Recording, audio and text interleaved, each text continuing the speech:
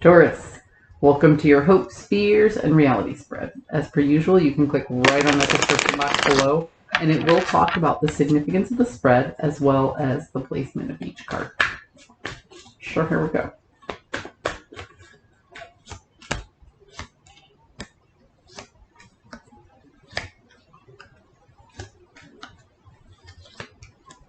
Taurus, you are hoping to kick a habit, no matter what it takes. Okay? Now, looking at the next set of cards, okay, it kind of feels to me like the habit that you're trying to kick is letting everybody else pull you into their drama. Okay? So you don't care what it takes. You are starting to recognize that people have power over your feelings, and you want to take that power back. That's what you're hoping. Because the fear is you getting stuck in your head because of an outside disrupting force. Yet again. Yet again.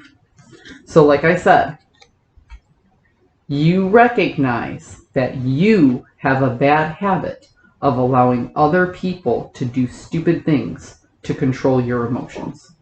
You let people push your buttons. And for the first time in a long time, you're recognizing that it's your bad habit that you're allowing this to happen. In the past, you used to blame the other person for pushing your buttons. You used to say, he did, he did, he did. But you slowly changed your vocabulary and you slowly changed how you think about it, saying, I can't believe I let this person upset me again when they. You see? You see the difference there? You're owning your own feelings and you're recognizing that in the past you gave power to this other person to push your buttons. You let them own your feelings. This is the first step into taking that power back.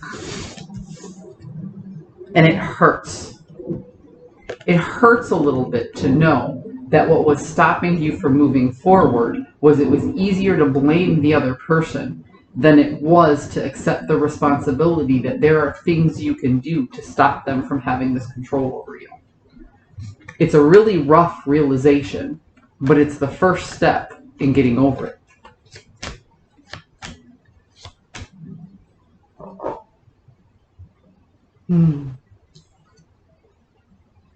So you used to spend a lot of time focused on the lack, on what wasn't there, the lack of reciprocity with this person.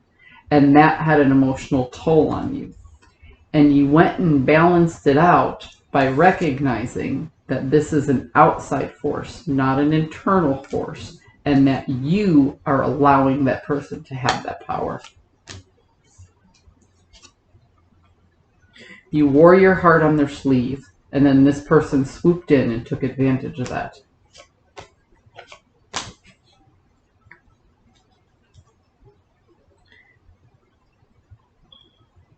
But now that you recognize what the problem is, you have the ability to come out of this sense of lacking and close this chapter. So I'm going to go right back here, because what you are recognizing is you allow this person to piss you off. You allow this person to hurt you. You allow this person some sort of control over your feelings. Now you're at a point in recognizing, oh, there's something I'm doing. They might have all this outside turbulence, but it only has to affect you if you let it.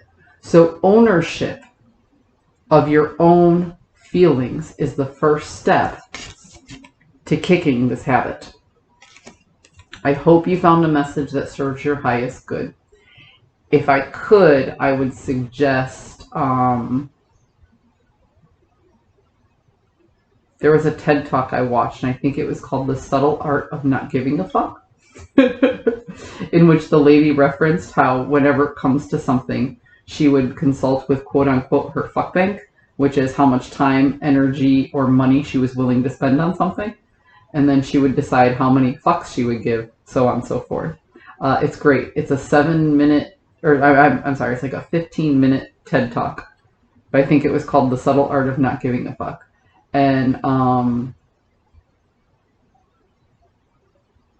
You know what? I'm gonna find the link. I'll find the link and I'll put it in here so you guys can just like click below because it's just another YouTube video. So I'll find the link to that particular thing, and I think her ideas might offer you some insight on this particular reading.